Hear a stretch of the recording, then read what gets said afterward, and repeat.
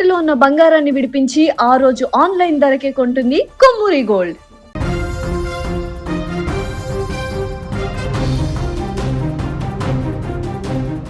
ఉక్కు నగరం విశాఖపట్నంలో ఘోర ప్రమాదం చోటు చేసుకుంది. ప్లాంట్లోని SMS2 విభాగంలో ఉన్న CCD డిపార్ట్మెంట్లో ఘోర ప్రమాదం జరిగింది. సుమారు 1500 డిగ్రీల సెల్సియస్ వేడితో ఉన్న స్టీల్ మెటల్ లిక్విడ్ లాడిల్ అకస్మాత్తుగా పేలిపోయింది. ఈ ప్రమాదంలో కరిగినటువంటి ద్రవ లోహం ఒక్కసారిగా బయటకు రావడంతో అక్కడ విధులు నిర్వహిస్తున్నటువంటి కార్మికులు తీవ్రంగా గాయపడ్డారు.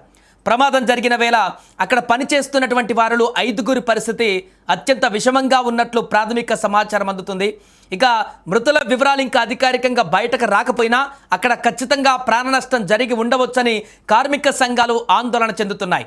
ఒక్కసారిగా భారీ శబ్దంతో లాడిల్ పేలడంతో ప్లాంట్లో ఉన్నటువంటి ఉద్యోగులు కార్మికులు భయాందోళనకు లోనయ్యారు. ప్రాణాలను కాపాడుకోవడానికి అందరూ అక్కడ ప్రాణభయంతో పరుగులు తీసినటువంటి దృశ్యాలు ఇప్పుడు ప్రతి ఒక్కరిని కలిచివేస్తున్నాయి. స్థానికంగా ఈ ప్రమాదం పెద్ద కలకలం రేపింది. సమాచారం అందుకున్నటువంటి వెంటనే యాజమాన్యం అప్రమత్తమైంది.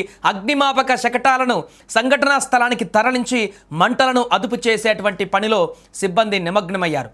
ప్రమాదంలో గాయపడినటువంటి వారిని హుటాహుటిన సమీపంలోని ఆసుపత్రులకు తరలించారు. ప్రస్తుతం వారికి అత్యవసర వైద్య చికిత్స అందుతోంది. ప్లాంట్లో పనిచేసే కాంట్రాక్ట్ కార్మికులు పర్మనెంట్ ఉద్యోగులు ఈ ప్రమాదంలో చిక్కుకున్నారని కూడా తెలుస్తోంది.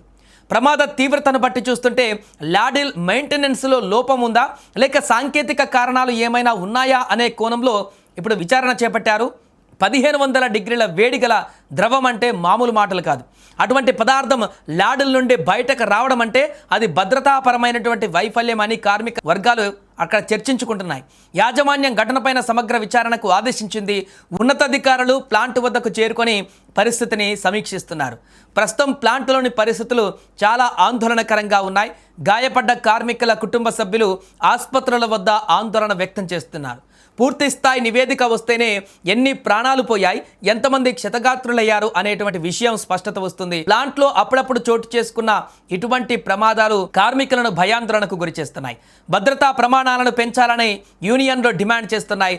ప్రమాదం జరిగిన ప్రాంతాన్ని ఇప్పుడు పోలీసులు ప్లాంట్ భద్రతా అధికారులు తమ ఆధీనంలోకి తీసుకున్నారు. ఎవరిని అక్కడికి వెళ్ళనివ్వకుండా కట్టుదిట్టమైనటువంటి ఏర్పాట్లు చేశారు.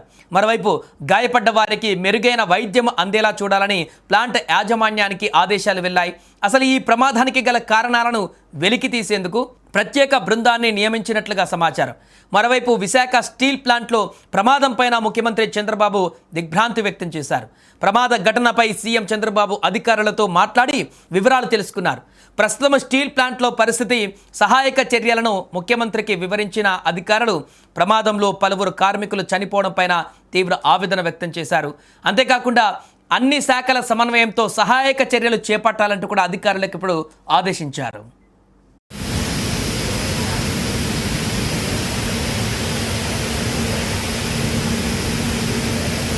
మెషిన్ 2 దగ్గర యాక్సిడెంట్ అయింది. మెషిన్ 2లో యాక్సిడెంట్ అయింది. మొత్తం బ్లాస్ట్ అయిపోయింది. అసలు ఎవరికి ఏమైందో ఏటో ఏమీ తెలియలేదు. లిక్విడ్ బ్లాస్ట్ అయిందో లేకపోతే ఎలక్ట్రికల్ షార్ట్ సర్క్యూట్ అయిందో తెలియట్లేదు. మొత్తం బ్లాస్ట్ అయిపోయింది. క్రేన్ 2 కాలిపోతుంది పైన. అయితే ఇమీడియట్గా ఎవరైనా ఫస్ట్ ఎయిడ్కి వాళ్ళకి ఫోన్ చేయండి ఇమీడియట్గా.